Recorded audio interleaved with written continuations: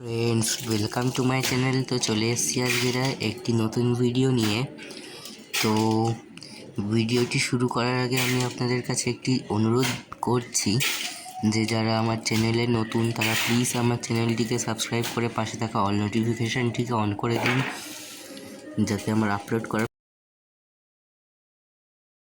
প্রতিটি ভিডিও সবার আগে আপনার কাছে এসে পৌঁছায়। তো আজকের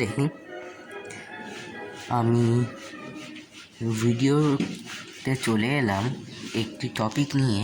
আজকের টপিকটি হলো শ্রী শ্রী ঠাকুর অনুকূলচন্দ্র বিষয়ে টপিক। তো শ্রী শ্রী ঠাকুর পরম প্রেমময় কী করে হলেন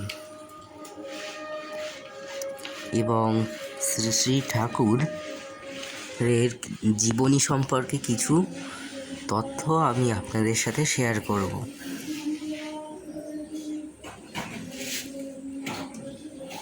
তো শ্রী শ্রী ঠাকুর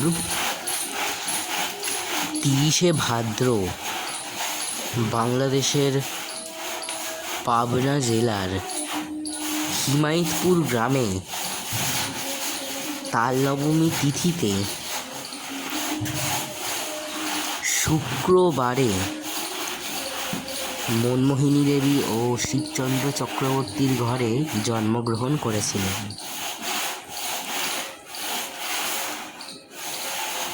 তারপর তিনি ধীরে ধীরে ছোট থেকে বড় হতে থাকেন।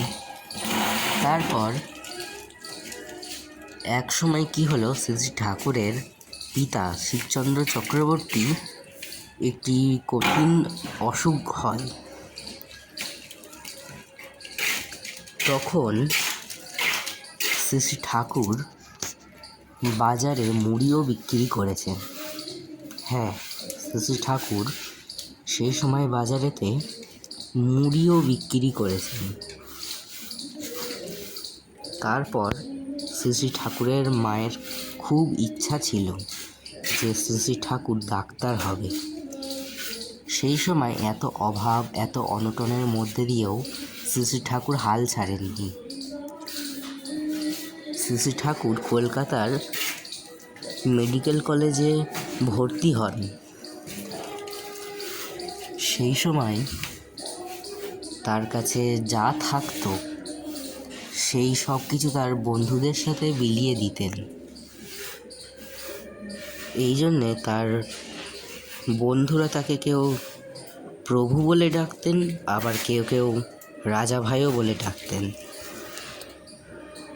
এরকম তিনি তার বন্ধুদের মাঝে তার সবটুকু বিলিয়ে দেওয়ার পরে সে চাপা কলের জল খেয়ে গঙ্গার ঘাটে বসেও ধ্যান করেছেন।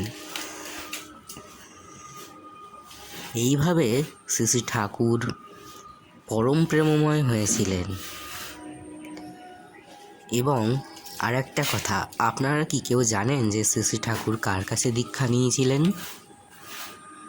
তো আপনারা না জেনে থাকলে আমি বলে দিচ্ছি।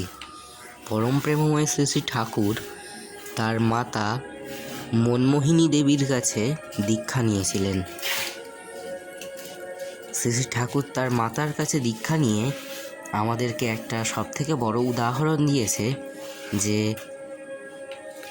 ওই মাটির বিগ্রহকে না পুজো করে নিজের ঘরে উপস্থিত জীবিত দেবদেবীর পুজো করতে শিখতে হবে। আমরা যদি আমাদের ঘরে উপস্থিত জীবিত বিগ্রহর পুজো না করে মাটির বিগ্রহের পুজো করি, তাহলে সেটাতে দেবদেবী প্রসন্ন হন না।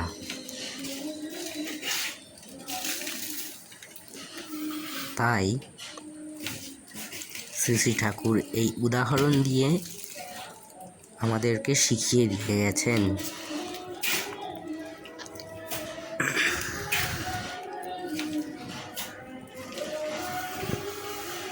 তো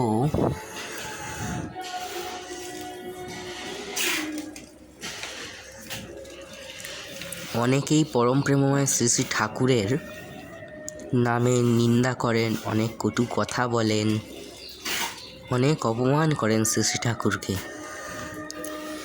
কিন্তু আপনারা একটুখানি পরম প্রেমময়ের উপর বিশ্বাস করে ভরসা করে থাকুন।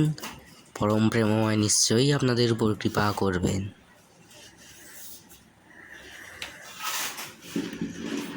তাছাড়া যারা আপনারা পরম প্রেমময়কে অপমান করেন, নিন্দা করেন, অসম্মান করেন, তাদের কাছে একটা কথা বলে রাখি যে পরম প্রেমময় কিন্তু কোনো সাধারণ মানুষ নন, সে সাক্ষাৎ ঈশ্বর। কেননা তার মধ্যে নারায়ণের মৎস্য অবতার, কুর্ম অবতার, নৃসিংহ অবতার, বামন অবতার, শ্রীরাম অবতার, শ্রীকৃষ্ণ অবতার, গৌতম বুদ্ধ, যিশু, মোহাম্মদ, শ্রীরামকৃষ্ণ পরমহংসদেব, শ্রী চৈতন্য মহাপ্রভু ইত্যাদি সকল মহাপুরুষরা এবং এই অবতাররা পরম প্রেমময়ের মধ্যে সবাই বিরাজমান। তাই কেউ এনাকে অর্থাৎ পরম প্রেমময়কে অপমান করবেন না। পরম প্রেমময়কে অপমান করা হলে এদেরকেও অপমান করা হবে। আর পরম প্রেমময় হচ্ছেন আমাদের কলিযুগের মহাকল্কি। তাছাড়া আপনারা সবাই সাবধানে থাকবেন। আমি গতকালে পোস্ট করেছিলাম যে 2028 থেকে 30-এর মধ্যে বিষ্ণুর দশম অবতার আসছে। এটা সত্যিই আসবে। স্বয়ং ভগবান বিষ্ণুর দশম অবতার কল্কিদেব আসছেন। তো আপনারা সবাই সাবধানে থাকুন। তো আজকের ভিডিও এই পর্যন্তই। দেখা হচ্ছে পরবর্তী ভিডিওতে। ততক্ষণের জন্য টাটা। জয় গুরু, বন্দে পুরুষোত্তমম।